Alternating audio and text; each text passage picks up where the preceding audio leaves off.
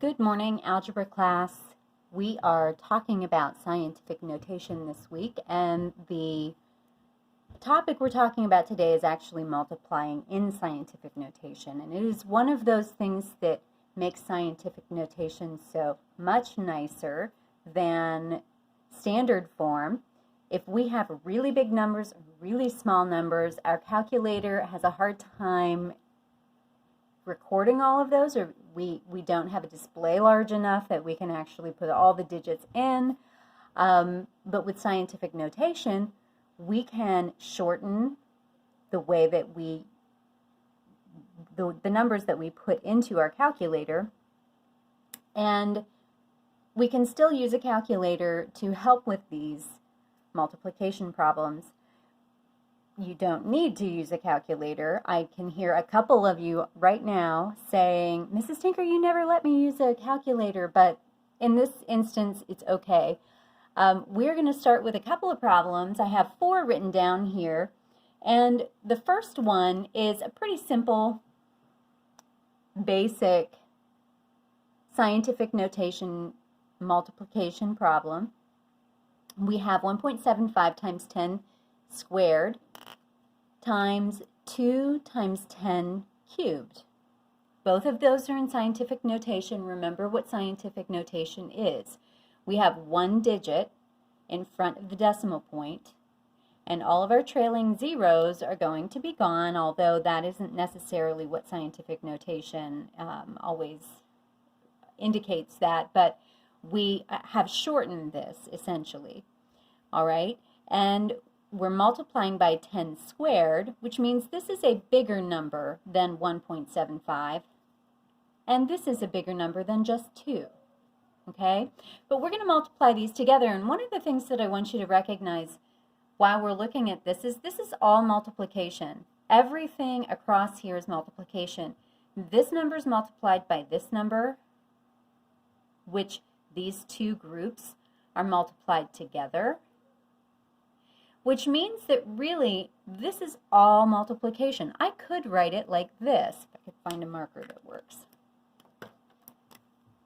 I could write it 1.75 times 10 squared times 2 times 10 cubed. I can take away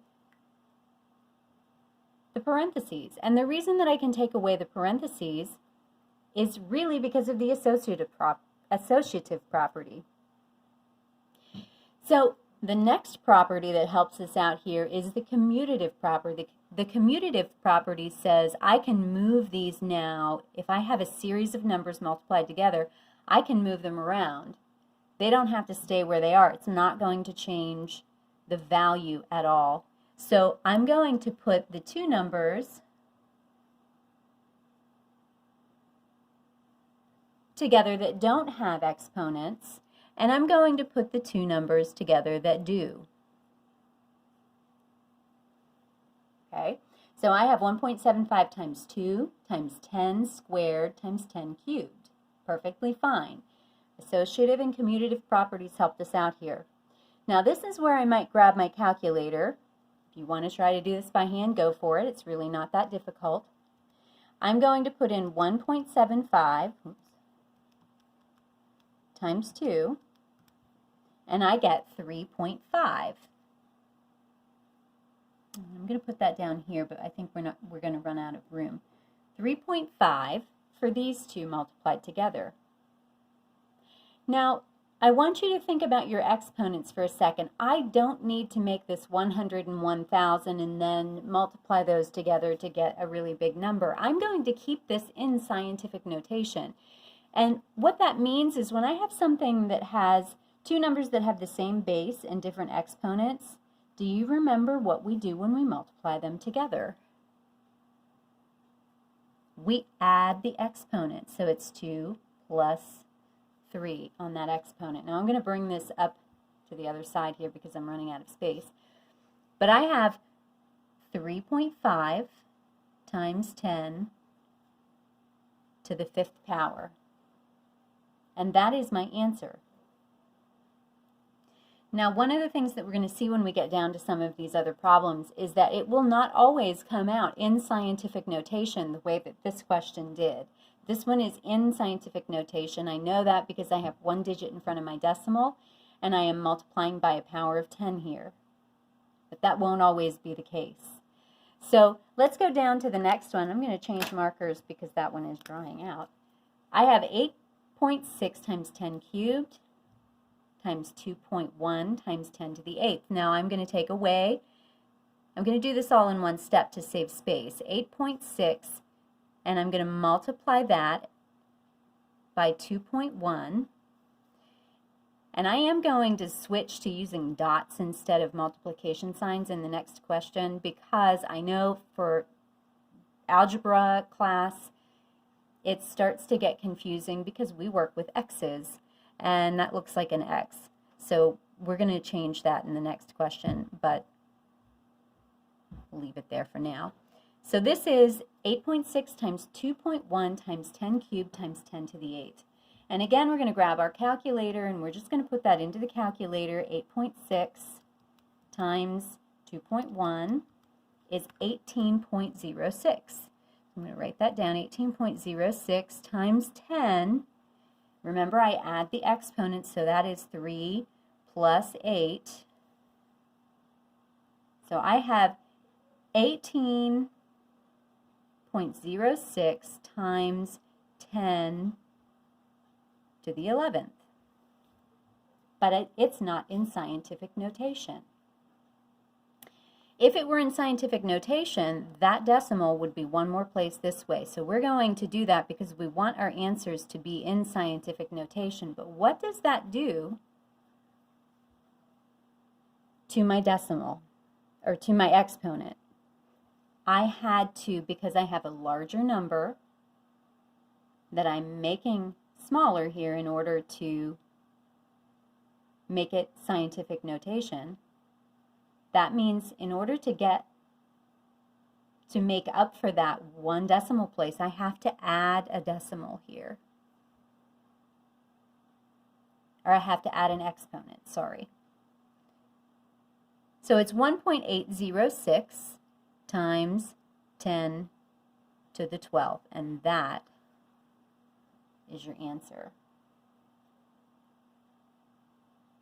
Okay. Let's take a look at the next one. We have negative exponents, which means we have a bigger number multiplied by a smaller number, and we'll see where that gets us. We've got 4.5. We're going to pick up our number over here, times 2.1, okay, times 10 to the 5th, times 10 to the negative 3 power. So I'm going to grab my calculator, multiply those two numbers that are in front together, which is 4.5 times 2.1, and we get 9.45 times 10 to the 5 plus a negative 3. Now, those of you who struggle with your negatives, remember when you have positive numbers and you have negative numbers, you're actually finding the difference. It's really just 5 minus 3.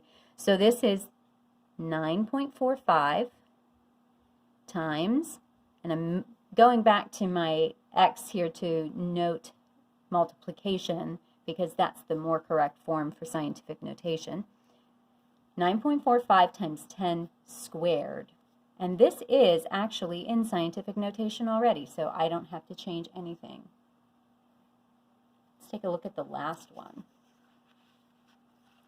Now I have two negatives, okay? So I have 6.7 times 2.5 times 10 to the negative 1 times 10 to the negative 3. And I'm going to go ahead and multiply those front two numbers together, 6.7 times 2.5, and I get 16.75 times 10. And do me a favor and just use some parentheses for your exponents here. That way you don't lose those negatives. Okay? So you have a negative 1 and a negative 3. That means you actually have 4 negatives. So it is times 10 to the negative 4. So if you look at this, we have two small numbers. If we multiply those together, it's going to be real small, right? All right, so we have a number here that is not in scientific notation, and again, we need to move that over one place to the left, which means this is going to be 1.675 times 10 to the negative 4 plus 1. I have to make up for that 1 that I moved over. If you move 2 places, then you should add 2. Okay? If you ended up with something that had a decimal over here and you needed to move it the other way, you would subtract exponents. But let's go ahead and finish this off. It's 1.675 then times 10 to the negative 3, and that is our answer. So tonight you'll be doing some of these for homework. Let me know if you have any questions, and take care.